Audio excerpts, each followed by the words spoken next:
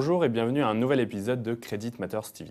Aujourd'hui, nous parlons du développement de la finance islamique en Afrique du Nord avec Mohamed Damak. Mohamed, bonjour. Bonjour. Alors, Mohamed, comment expliquez-vous le fait que les pays nord-africains se tournent vers la finance islamique? Alors, je pense qu'il y a trois principales raisons qui expliquent cette tendance. La première raison, c'est le développement de l'industrie dans sa globalité. Aujourd'hui, on parle d'une industrie qui fait à peu près 1,4 trillion de dollars, avec des taux de croissance à deux chiffres sur la dernière décennie, qui attire beaucoup d'intérêt de la part de plusieurs pays hors la région de son émergence, à savoir la région du Golfe et la Malaisie.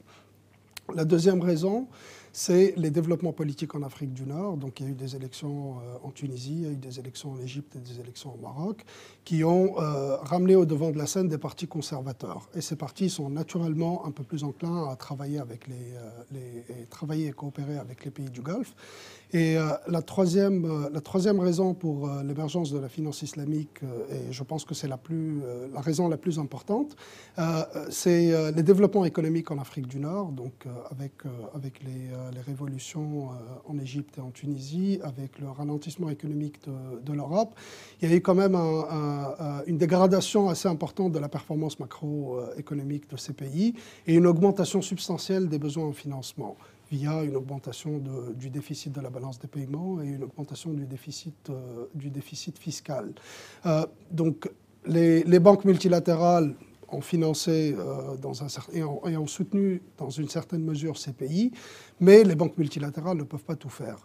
Donc, automatiquement, il y a eu un intérêt de la part de ces pays à aller voir du côté des marchés financiers. Malheureusement, du côté des marchés financiers conventionnels, donc suite à la baisse de la qualité de crédit de pays comme la Tunisie ou comme l'Égypte, donc l'accès aux marchés financiers est devenu un peu plus difficile.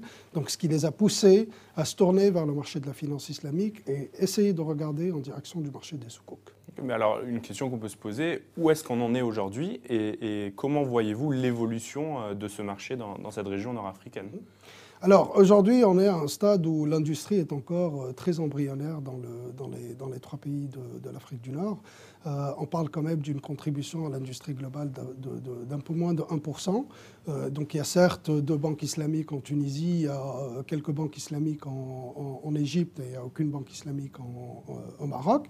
Mais on est quand même à des contributions très limitées par rapport à la taille totale des industries bancaires dans ces pays. Cependant, sur les derniers 12 mois, nous avons observé une tendance de la part des régulateurs à mettre en place le cadre réglementaire nécessaire pour l'émergence de la finance islamique. Donc, et là, je pense notamment à l'Égypte ou à la Tunisie. En Tunisie, par exemple, l'Assemblée nationale constituante a approuvé en 2013 le cadre réglementaire régissant l'émission de soukouk.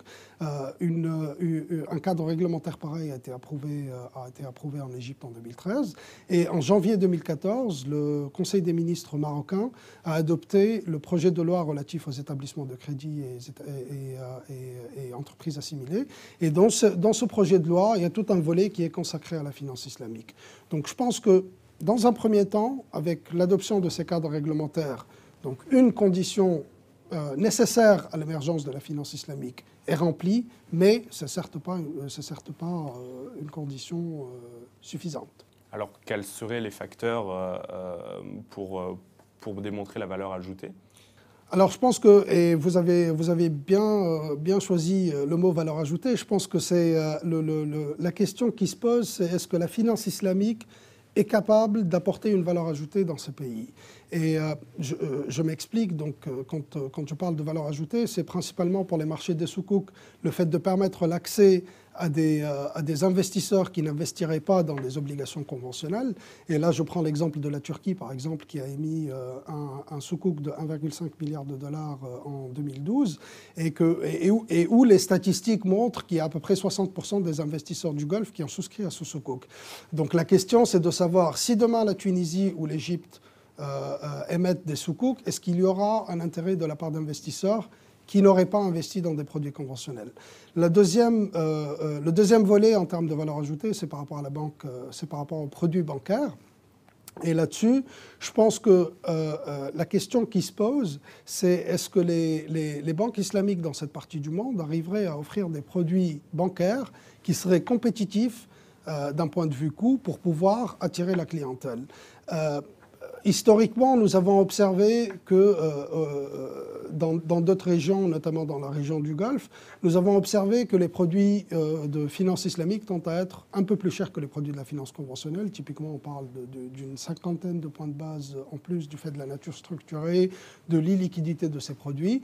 Mais en Afrique du Nord, cela risque d'être un sérieux frein au développement de la finance islamique, puisque quand on voit ce qui se passe dans des marchés comme le marché tunisien ou comme le marché marocain, au bout du compte, il y a une concurrence importante qui se fait surtout sur le terrain de la marge.